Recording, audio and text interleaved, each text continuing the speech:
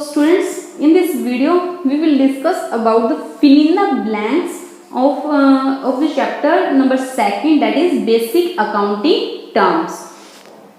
तो चलिए स्टार्ट करते हैं. क्वेश्चन नंबर 1 क्या बोल रहा है?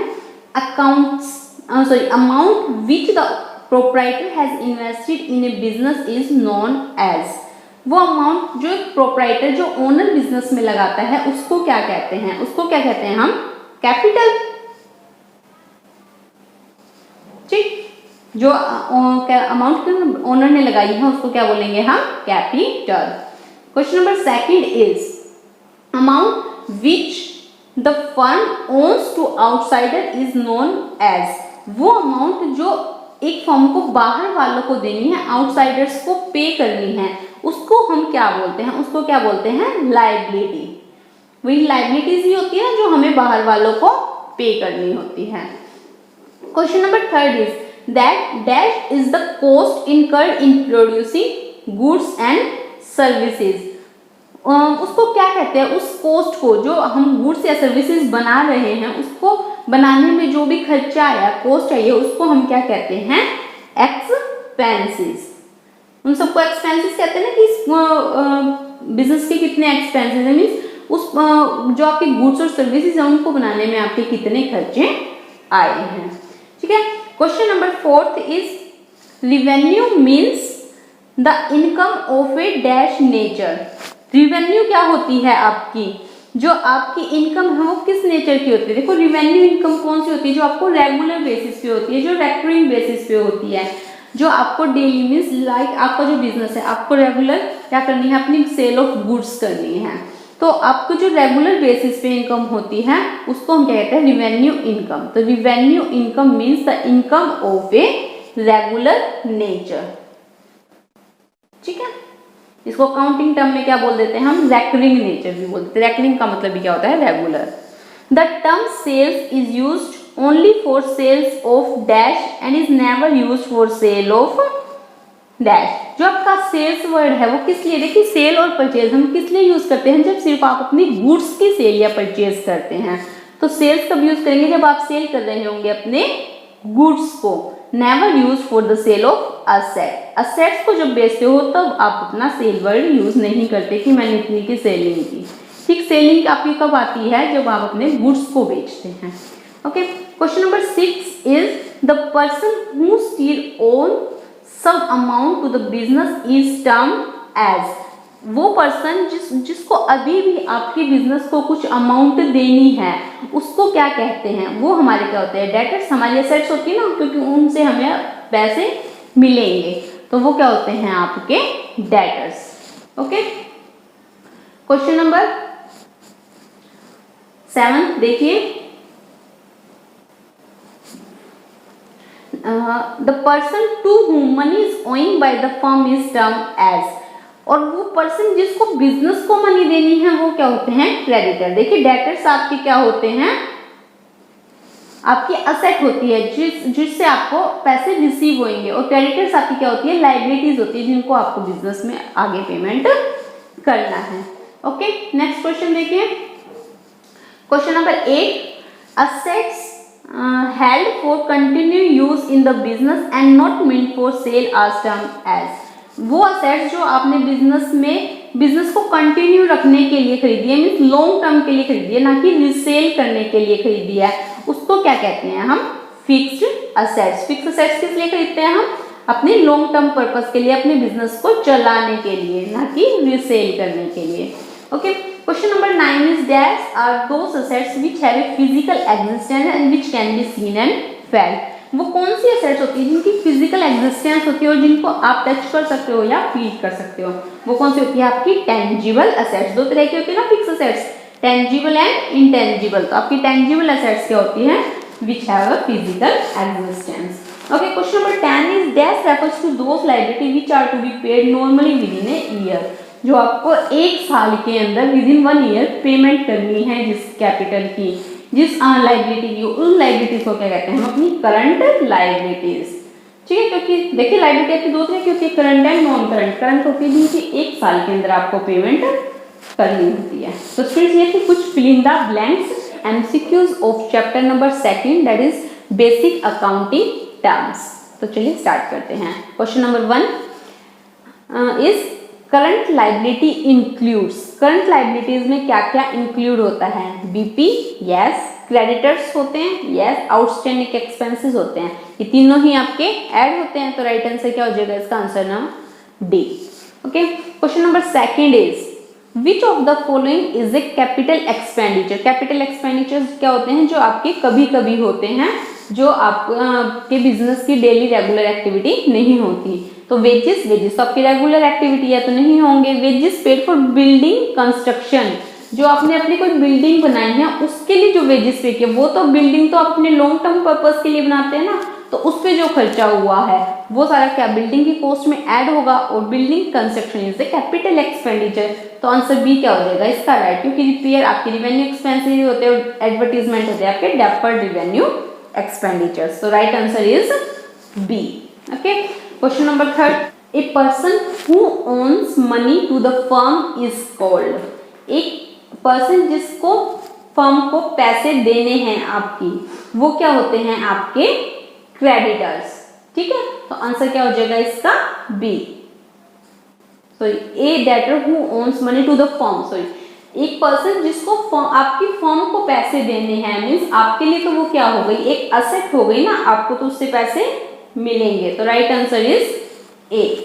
Okay, next question number 4 is goods mean. आपके गुड्स का क्या मतलब होता है एक बिजनेस में?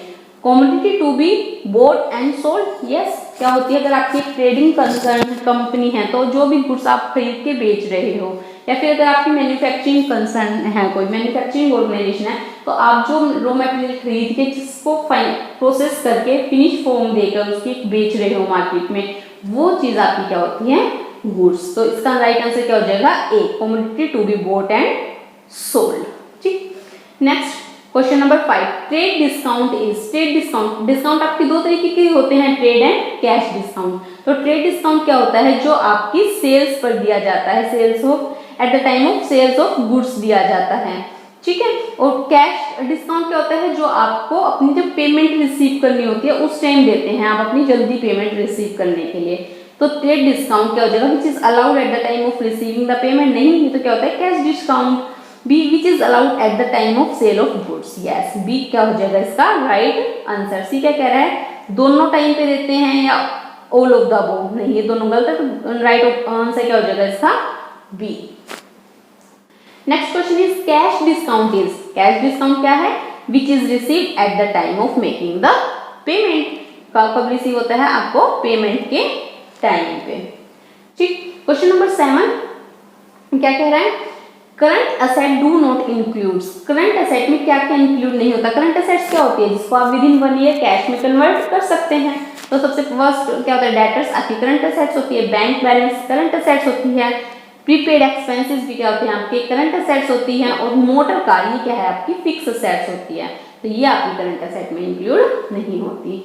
Next question number 8 is tangible asset do not include. Tangible assets में क्या क्या इंक्लूड नहीं होता? टेंजिबल असेट्स क्या होती है? जिनको आप टच कर सकते हैं, फील कर सकते हैं, देख सकते हैं, और जिनकी एक फिजिकल एग्जिस्टेंस होती है। तो टेंजिबल गुडविल नहीं होती आपकी, क्योंकि ये क्या है कि इंटेंजिबल। स्टॉक आपकी टेंजिबल असेट्स है, फर्नीचर भी और कैश भी, क्योंकि इन तीनों को आप देख सकते हैं, छू सकते हैं, फील कर सकते हैं। जबकि गुडविल आपकी क्या होती है? Intangible asset. Which of the next question is which of the following will be treated as a drawing. इसमें से क्या हम एज ए ड्राइंग ट्रीट करेंगे? तो option number 1 is withdrawing money for payment of salary to the employees. नहीं, ये तो आपका बिजनेस का ही एक्सपेंसेस है।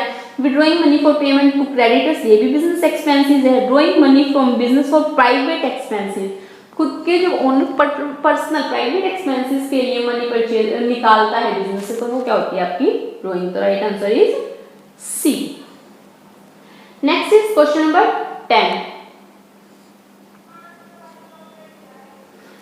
Main feature of business transaction is. Business transactions के एक मतलब एक ट्रांजैक्शन को बिजनेस ट्रांजैक्शन बोल लेंगे, उसमें क्या फीचर होने चाहिए? It involves an economic activity. Yes, बिल्कुल, ये मनी से रिलेटेड होनी चाहिए। It result in change in financial position of the firm. Yes, आपकी जो भी बिजनेस की असेट, लायबिलिटीज या कैपिटल, उनमें कुछ चेंजेस होने चाहिए हो। Yes, and must be capable be expressed in term of money.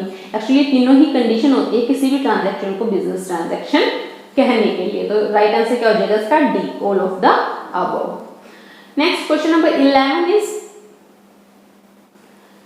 Current liability do not include. Current liabilities में क्या क्या इंक्लूड नहीं होगा? बीपी होते हैं, आउटस्टैंडिंग एक्सपेंसेस भी होते हैं, क्रेडिटर्स भी होते हैं, डिबेंचर्स आपकी क्या होती है? Long term non current liability होती है। तो debenture is it's a right answer.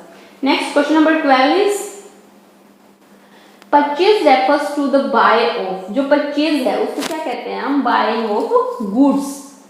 ठीक है, ऐसे ही सेल किसको रेफर करते हैं हम? सेल ऑफ गुड्स को। अगर आप कोई फिक्स असेट परचेज असेट करें तो उसके लिए आप परचेज वर्ड यूज नहीं करते। ठीक, तो परचेज ऑफ ऑफिस यूज नहीं, asset of for the factory नहीं, क्योंकि वो पर्टिकुलर सेट काउंट का ही नाम आता है। गुड्स फॉर रीसेल, तो right answer is C. Okay, next question, question number 13 is the term sales is used only for the sales of dash. किसके लिए यूज होता है सेल्स? सिर्फ गुड्स के लिए। And is never used for the sale of which asset. Asset के लिए हम उसे यूज नहीं करते। ठीक, तो इसका राइट आंसर क्या हो जाएगा? पहले गुड्स और फिर asset. Right answer is D. ठीक है, next question number 14 is out of the following asset which one is not an intangible asset. इनमें से कौन सी इंटेंजिबल असेट नहीं है? पेटेंट्स क्या होते हैं आपकी? इंटेंजिबल असेट्स होते हैं, गुडविल भी आपकी इंटेंजिबल असेट्स होती है, और ट्रेडमार्क भी आपके इंटेंजिबल असेट्स होते हैं। इन्वेस्टमेंट क्या है आपकी? एक टेंजिबल असेट्स होती है।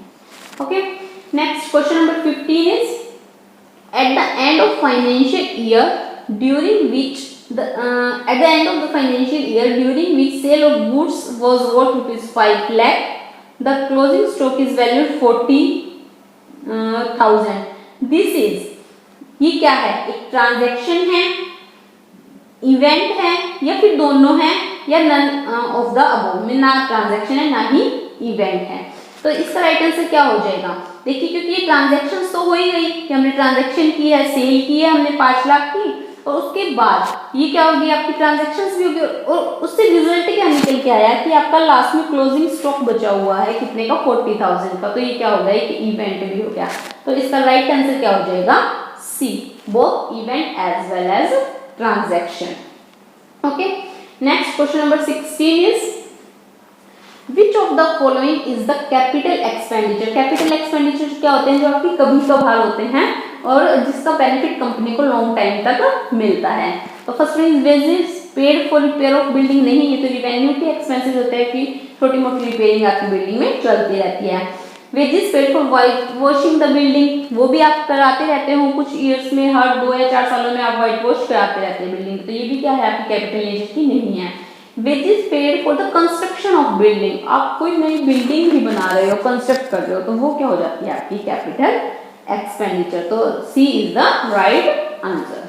नेक्स्ट क्वेश्चन देखिए, question number 17, consider the following items. Following items को देखिए, प्रीपेड सैलरी है, एक्रूड इंटरेस्ट है। इंटरेस्ट मीन्स एक्रूड इंटरेस्ट, जो इंटरेस्ट ऐसा इंटरेस्ट जो ड्यू हो गया लेकिन आपको अभी तक रिसीव नहीं हुआ है, जो आप कमा चुके हो लेकिन आपको रिसीव नहीं हुआ है। लोन, शॉर्ट टर्म और बैंक ओवरड्राफ्ट। करंट लायबिलिटी, इनमें से क्या क्या इंक्लूड होगा? हमें करंट लायबिलिटीज देखनी है। प्रीपेड सैलरी तो क्या होगी? आपकी एक असेट हो गई। ठीक है, एक्रूड इनकम भी क्या है? आपकी असेट हो गई। ठीक, लोन, शॉर्ट टर्म लोन क्या है? आपकी current liability. And bank overdraft भी आपकी क्या होती है? Current liability. तो इसका राइट आंसर क्या हो जाएगा? सिर्फ 3 और 4 दो चीजें इसमें ठीक है। तो राइट आंसर इसका क्या हो जाएगा? D, option number D, 3 and 4 आपकी करंट लायबिलिटीज में इंक्लूड है। तो स्टूडेंट्स, ये थे कुछ एमसीक्यूज आपके क्लास +1 की बुक्स अकाउंट से, chapter number 2 that is basic accounting term से। तो स्टूडेंट्स, अगर आपको ये वीडियो पसंद आई और अच्छी लगी तो इसे लाइक कीजिए और अपने फ्रेंड्स के साथ शेयर करना, and please subscribe my channel. Thank you so much.